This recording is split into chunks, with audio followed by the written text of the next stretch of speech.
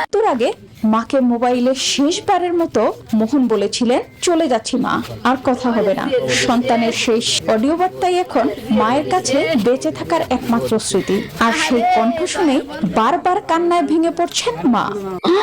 ওরে মা কা দেখিছে রে, বাবা কাছে ভাত খাস বা, টেনশন চিন্তা করিস না রে, তোর বাবা আছি।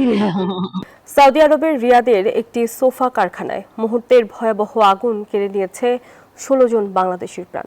এর মধ্যে শুধু নওগাঁর আত্রাই উপজেলারই 13 জন এবং নাটোরের নলডাঙ্গার 3 জন শ্রমিক রয়েছেন। তাদের মৃত্যুতে পরিবারে চলছে শোকের মাতম। বাবুল আক্তার রানার তথ্যচিত্রে ডেস্ক রিপোর্ট। আমি তো ধৈর্য নিয়ে পারছি না বাবা, আমি কিভাবে চলবো রে বাবা। একসঙ্গে বেড়ে ওঠা, একসঙ্গে স্বপ্ন দেখা, ভাগ্যের নির্মম পরিহাসে সেই স্বপ্নের শেষটাও হলো একসাথে। সৌদি আরবের রিয়াদের একটি সোফা কারখানার আগুনে প্রাণ হারানো দুই ভাই মোহন ও সুমনের নিথর দেহের অপেক্ষায় এখন পুরো পরিবার। মৃত্যুর আগে মাকে মোবাইলে শেষবারের মতো মোহন বলেছিলেন, চলে যাচ্ছি মা, আর কথা হবে না। সন্তানের শেষ অডিও বার্তাই এখন মায়ের কাছে বেঁচে থাকার একমাত্র স্মৃতি। আর সেই কণ্ঠ শুনেই বারবার কান্নায় ভেঙে পড়ছেন মা। ওরে মা কা দেখিছে রে, বাবা কাছে ভাত খাস বা, টেনশন চিন্তা করিস না রে, তোর বাবা আছি। এখন তো মনে করেন সব চলে গেল, কারখানার ভাড়া চলে গেল, টাকা চলে গেল, কারখানা চলে গেল, বাকি দোকানদারি চলে গেল।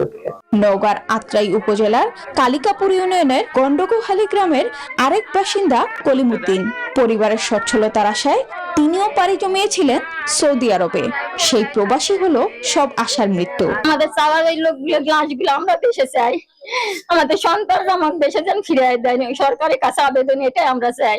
শুধু গন্ডগোহালী নয়, আত্রায়ের পারকাসুন্দা, ডুবাই, সাধননগর সহ কয়েকটি গ্রামে এখন শোকের ছায়া।